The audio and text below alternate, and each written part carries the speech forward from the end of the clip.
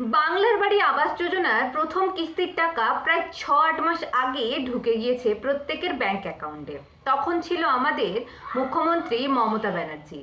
কিন্তু ভোটের পালা বদলের পর যখন শুভেন্দু অধিকারী মুখ্যমন্ত্রীর পদ গ্রহণ করলেন, তখন থেকেই মানুষের মনে নানা রকমের প্রশ্ন আসছিল, যেহেতু আগের সরকার এই বাংলার বাড়ির টাকাটা দিয়েছে, নতুন সরকার কি সেই বাংলার বাড়ির দ্বিতীয় কিস্তির টাকা দেবেন? এবারই সেই নিয়েই বড় ঘোষণা করলেন আমাদের নতুন মুখ্যমন্ত্রী শুভেন্দু অধিকারী। 2রা জুলাই তিনি একটা বৈঠক করেছিলেন এবং সেখানেই প্রত্যেকটা পঞ্চায়েত অফিসকে কড়া নির্দেশ দিয়েছেন যাতে বাংলার বাড়ির দ্বিতীয় কিস্তির টাকা খুব তাড়াতাড়ি রিলিজ করে দেওয়া হয়। কিন্তু প্রত্যেকে এই টাকাটা পাবেন না।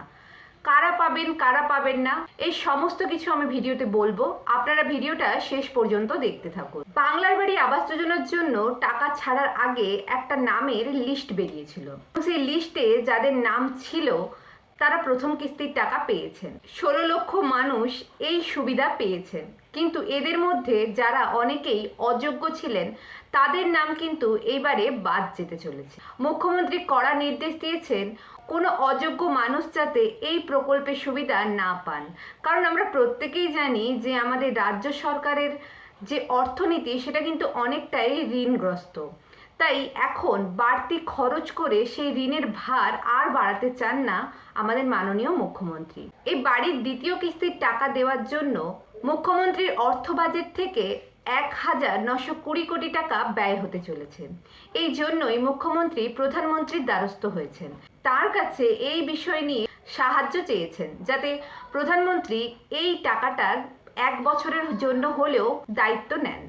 সেই জন্যই যারা দিদিকে বলো ফোন নাম্বারে কল করে এই বাড়ির প্রকল্পের সুবিধা পেয়েছিলেন কিংবা কোনো দুর্ঘটনাগ্রস্ত কারণে ঝড় বৃষ্টি প্রাকৃতিক দুর্যোগের কারণে বাড়ির এই প্রকল্পের সুবিধাটা পেয়েছিলেন, তারা হয়তো এই স্কিম থেকে দ্বিতীয় কিস্তির টাকা নাও পেতে পারেন।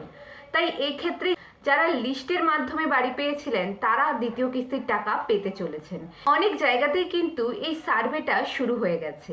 অনেক জায়গাতেই পঞ্চায়েত অফিস থেকে বিভিন্ন আধিকারিকরা আসছেন আপনি কতটা বাড়ি তৈরি করেছেন সেটা দেখার জন্য।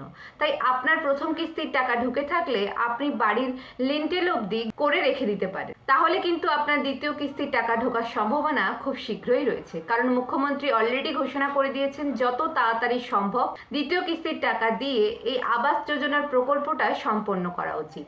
তবেই নতুনরা আবার অ্যাপ্লিকেশন করলে সেই দায়িত্বটা তাদের ঘাড়ে এসে পৌঁছবে। তো ভিডিওটা আপনাদের কেমন লাগলো অবশ্যই কমেন্ট করে জানাবেন। আর এরকম নিত্য নতুন আপডেট পাওয়ার জন্য চ্যানেলটিকে সাবস্ক্রাইব করে আমাদের সঙ্গে থাকতে হবে।